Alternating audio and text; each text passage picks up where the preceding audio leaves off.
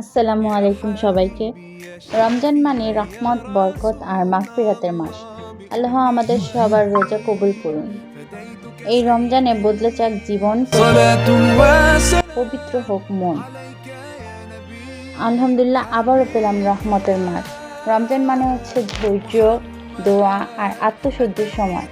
প্রতিটি সেহরি ও ইফতার হোক কৃতজ্ঞতার মুহূর্ত। এই রমজান মাসে আমরা পরিবারের সাথে এক হয়ে সবাই ইফতার করি। আলহামদুলিল্লাহ।